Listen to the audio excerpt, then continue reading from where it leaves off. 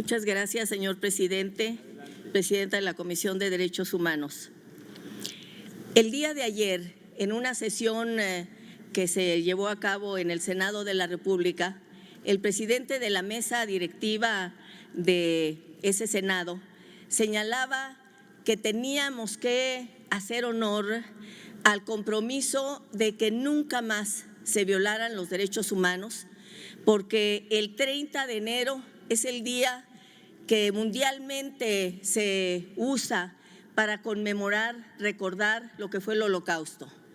Pero yo hago referencia a esto porque precisamente esos hechos brutales que vivió la humanidad dieron pie a que por fin en el contexto internacional se aprobara que tenía que defenderse los derechos humanos, que tenía que haber un compromiso de todos los gobiernos del planeta que fueran signatarios y parte de Naciones Unidas y que se comprometieran con el respeto a la dignidad de las personas, con la protección de los derechos humanos.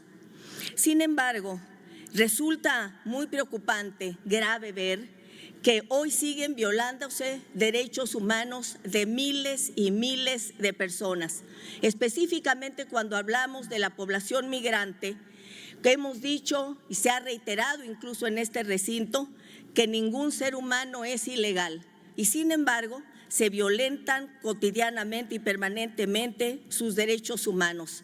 Yo quiero plantear aquí a la Comisión Nacional de los Derechos Humanos la importancia de que trabaje intensamente para que no se criminalice a las caravanas de migrantes ni a los migrantes.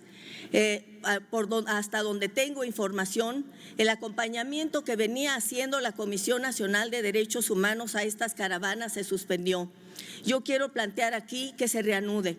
Es importantísimo que México dé muestra de que no habrá uso excesivo de la fuerza, de que a los migrantes que lleguen al territorio nacional se les tratará con todo comedimiento y con dignidad, porque preocupa que de acuerdo a lo que informó la vocera del gobierno norteamericano el día de antier, 30,000 efectivos de la Guardia Nacional han sido desplazados a la frontera con Guatemala y hemos visto imágenes en las redes de comunicación social de cómo han actuado ante la desesperación de una población migrante que, como decimos, no es ilegal.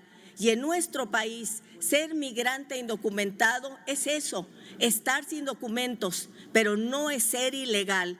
Y requerimos que se les trate así. Recuerdo y me preocupa enormemente que el 3 de octubre de 2024 en Chiapas, un grupo de militares dispararon a migrantes que habían ingresado a nuestro territorio y hubo 6 muertos y 10 heridos. Esto no puede suceder.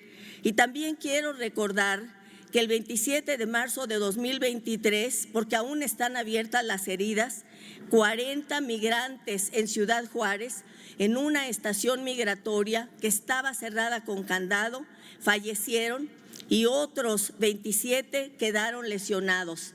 Es fundamental que pongamos en el centro que no se vuelva a repetir esto. Y mi pregunta, una de las preguntas que nos hacemos es ¿cómo exigirle a Estados Unidos que pare las redadas ominosas e inaceptables, que no envíe a nuestros migrantes, a nuestros connacionales, que ya está enviando ahora esposados de manos y pies, como lo está haciendo a todos los migrantes de Latinoamérica?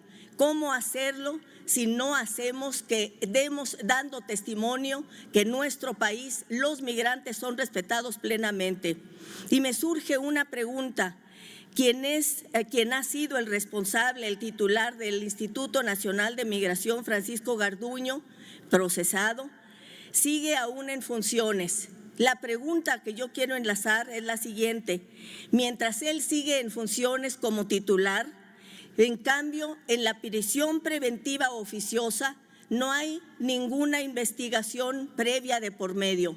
Lo conducente sería que a Francisco Garduño se le separara y con respeto a todos sus derechos, los que están establecidos en la ley, siguiera un proceso justo.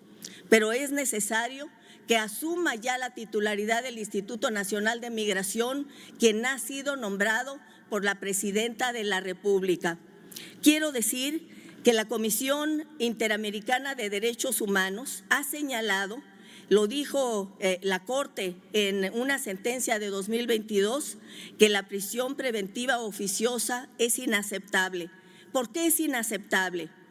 Porque lo que debería ponerse por delante, y esta es parte de la defensa y la protección de los derechos humanos, es primero la investigación y después la restricción legal de derechos. Primero la investigación, tiene que garantizarse eso. Concluyo señalando, porque no hay investigación previa, porque primero se detiene, 50% de quienes están privados de la libertad sin sentencia están por prisión preventiva oficiosa y son las personas más pobres. La Comisión de Derechos Humanos tiene aquí una enorme y fundamental tarea para garantizar derechos humanos en nuestro país. Muchas gracias.